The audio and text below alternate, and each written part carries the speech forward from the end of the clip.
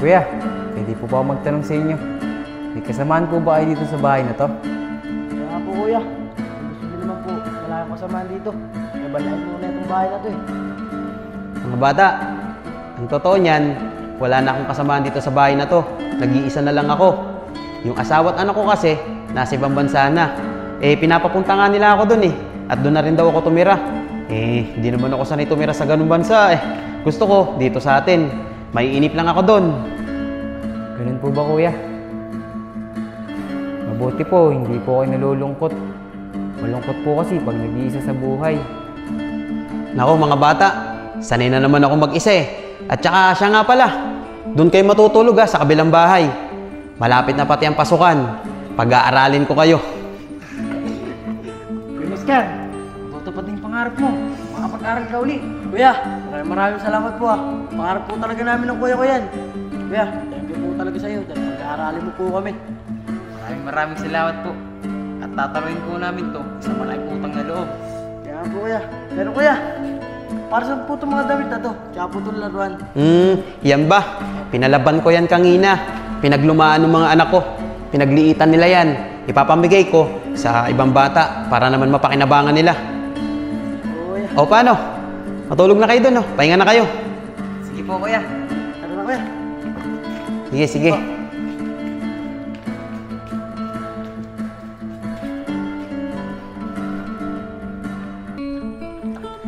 Shane, wala ka bang napapansin? Kanina pa natin din nakikita yung magkapatid Mariel, siguro, sa ibang lugar naman sila nangangalakal. Kaya nga Shane halos wala na kasi sila makuha dito sa lugar nating kalakal. Uy Mariel, tama ba yung nakikita ko? Shane, yung magkapatid yun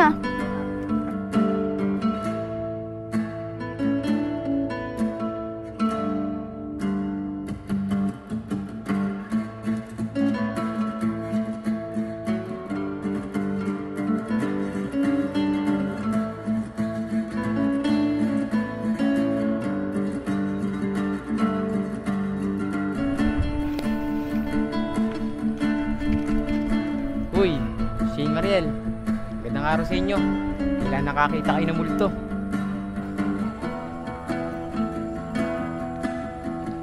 Oscar, Iber, tama ba yung nakikita namin?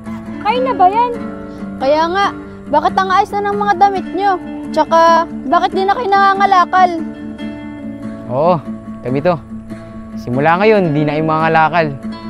Totoo niyan, inampon na kami ni Kuya Solid. Kaya nga Shane, Mariel, tama yung sinasabi ni kuya. Kaya Mariel, ako nga pala si Oscar. Shane, ako nga pala si Iber. Siguro naman, pwede na yung magpagkamay sa inyo. Malilinis na kami, di katulad dati. Nakakaya, ang dudumi kasi namin Ano ba naman kayo? Kahit madudungis kayo, makikipagkamay pa rin naman kami sa inyo. Kaya nga, dahil alam naman namin, mabubuti kayong tao. Siya nga pala, magandang balita ako sasabihin sa'yo. Yung pangarap namin dalaw ng kapatid ko, matutupad na. Kapag-aral, dahil pag-aaralin kami ni Kuya Solid. Kaya nga Shane, Mariel, kaya yung umampun sa amin, mayroong mabuting puso. At hindi namin sasayangin, ibinigay niyang tiwala sa aming magkapatid. Talaga ba? Masayang-masaya kami para sa inyo at may tutulong sa inyo para kayo makapag-aral. At sana naman, makapagtapos kayong dalawa sa pag-aaral. Di ba sabi namin sa inyo dati, hindi masamang mangarap. Mariel, Shane, maraming salamat sa inyong dalawa. Inspirasyon kayo namin dalawa ng kapatid ko. Pipilitin namin makapagtapos ng pag-aaral para naman may pagmamalaki kami sa inyong dalawa. O paano? Mauna na kami sa inyo. Nagpapasalamat pa kami kay Mang Allen Tara na. Tara.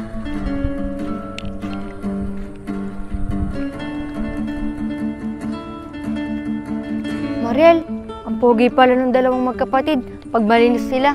Kaya nga Shane gulat na gulat rin ako kanina. Halos hindi ko sila nakilala. O paano? Tara na. Ano ba yan? Ang tagal naman ng tricycle. Maabutan pa ng malakas na ulan dito O Mang Allen, mabuti na lang po, naabutan po namin kayo. Pupuntahan po sana namin kayo sa bahay niyo Teka nga lang. Oscar, Iber, kayo na ba yan? Ang laki ng pinagbago ni dalawa. Opo, Mang Allen, kami po ito. Ang totoo nga po niyan eh. Inampun na po kami na kaibigan nyo. Sige, solid. Kaya nga po Mang Allen, kaya napakasaya po namin ni Kuya ngayong araw. Pero Mang Allen, kaya nga po namin pinuntahan para po mapagpasalamat sa mga kabutihan na ginawa mo sa amin magkapatid. Ganun ba, Oscar Iber? Masayang masaya ako sa inyong dalawang magkapatid. At deserve nyo yan dahil mabubuti kayong bata. Mang Allen, maraming salamat po talaga sa inyo. Lahat po ng kabutihan na ginawa nyo sa amin dalawang kapatid ko, hindi po namin yung kakalimutan. Paano po Mang Allen? Mauna na po kami sa inyo. Wala po kasing tao sa bahay eh.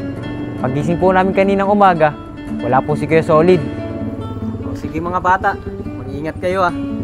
Good luck na lang sa mga pangarap nyo sa buhay. Sige po Mang Allen. Tara po kami. Thank you po.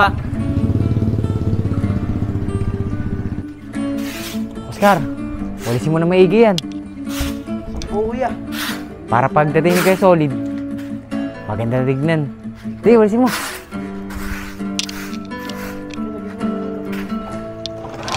Oscar, yan si Kuya Solid eh. Kuya Solid, saan po kayo galing? Pagising po namin kasi kaninang umaga, wala na po agad kayo dito. Oscar, Iber, maagap nga akong umalis. Pinasikaso kasi ako eh. Yung mga papeles nyo, nagagamitin nyo sa pag-aaral nyo sa susunod na buwan. Ito, Iber, kapitan mo. Kuya Solid, maraming salamat po dito. Bunso, matutupad na yung pangarap natin makapag-aral. Kaya nga Kuya, tuloy na talaga yung pangarap natin mapag-aral. Oscar, Iber, masaya ba kayo dyan? Opo, Kuya Solid. Masaya po kami dito. O paano? Napasok muna ako sa loob ah. Napagod ako dyan sa gagamitin yung pag-aaral eh. Sige po. Sige, una na ako. Bunso, hindi ko alam kung nananaginip pa talaga ako. Unti-unti na nangyayari mga pangarap natin. Kaya nga Kuya eh. Pero Kuya, pasok na natin sa loob. Baka umulan pa eh. Kaya nga, itabi na natin. Tara Kuya. Tara.